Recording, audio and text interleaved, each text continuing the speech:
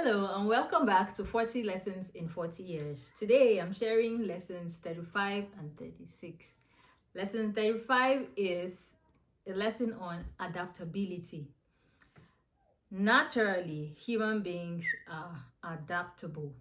If you put a person in a certain environment for a long time, they kind of adjust to that place and it becomes their norm.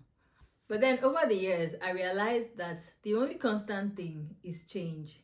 Change can be adventurous, exciting, and at the same time, a little bit challenging. And so for me, it was quite a struggle when I had to, especially change downwards.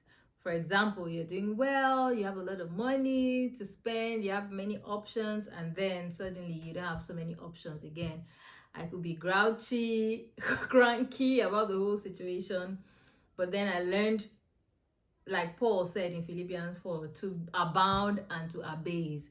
And so that if I'm in a situation where it's not as comfortable, I learn to still maintain my joy and learn to live with what's available. I remember some years ago, we're getting ready to relocate again and we had to sell our car. And that meant for the remaining part of our stay, we would have to use public transport. And I think we still had about a month or so to go. And I was here thinking about the cold, it was snowing, and then I have to go out to my daughter, pick someone from school, all those things. I didn't even find that funny. Thinking about it already got me so worked up. And my husband made a statement that made me offended at the time. But thinking about it again, I realized that I really do have a problem with change in that sense. And so I had to learn to make those adjustments. Sometimes you have a lot, sometimes you don't. Sometimes you have to prioritize. If you need to plan towards something, maybe financially you have a project to do, you have to learn to do without. You won't die, it's for a season and you will be fine. So I've learned that, and it's also a sign of maturity to maintain your joy, whether in plenty or in little.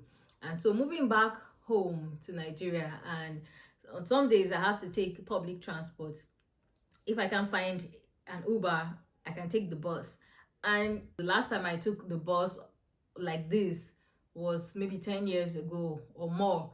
But then I noticed that I could adjust. It was nothing. I can be anywhere. I can live anywhere. I can adjust to anything and still maintain my joy. That's just the important thing. So like Paul, I have learned to both abound and to abase. Be in plenty and have little, it doesn't change anything. I believe that whatever it is I desire to have and to be, I can, because the real thing is on the inside of me. As far as I offer value and, good will always come. God blesses the works of my hands and yeah, I'll be fine. So I've learned to embrace change and develop the ability to adapt to different situations. I'll maintain my joy while I'm at it. So you can be adaptable. Don't insist on being the way you are.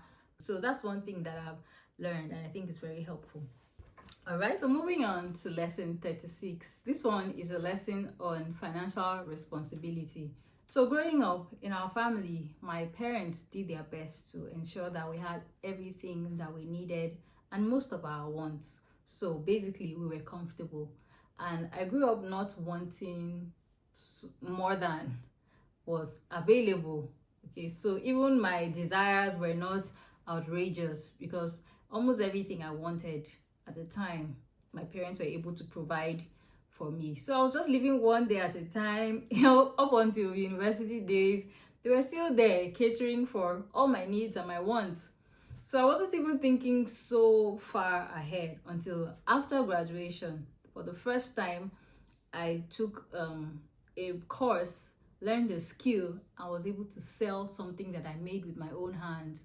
I was over the moon that for the first time, I made something of value and was offered money in exchange for it. It took me so long to learn that because I was already in my early 20s. But I wish I knew this earlier. And so now teaching my children the importance of financial responsibility We have more conversations about money than my parents did with me, and I don't blame them. They did the best they could with the knowledge that they had. So not until I got married, I discovered that there was something called a money mindset or a money attitude. I discovered that my husband and I were on the opposite ends of things. I was the spender and he was the saver, very prudent, very meticulous, always accountable, and I'm so thankful for him because he taught me a lot. We had a few fights in the beginning, but I learned so much. So here are a few things that I learned about being financially responsible. The fact that developing sound financial habits such as budgeting, saving, investments, not spending more than you make, and so it's not just about earning money, saving money, or investing, but it's being able to sustain what comes in. Okay, so these are some things that I learned, and I'm still a work in progress, but I'm glad that I'm not where I used to be. The truth is that when we develop these sound money habits, it will save us a lot of stress, a lot of trouble in the future. You'll feel even more secure, and your children will be in better hands. The Bible says a good man leaves an inheritance for his children's children.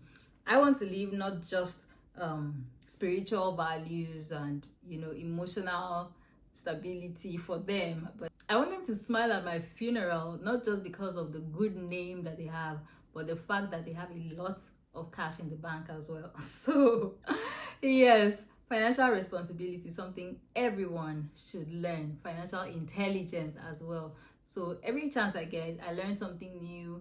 I adjust the way I see money and the way I handle it, so that I am a good steward of the resources that God blesses me with. So yes, I hope you learned something. Share your own experiences about your financial mindset or attitudes in the comments. I'd like to hear it. And if you haven't subscribed, please do so. Like, share the link with someone who needs it. And I'll see you in the next lesson. Thank you and God bless you.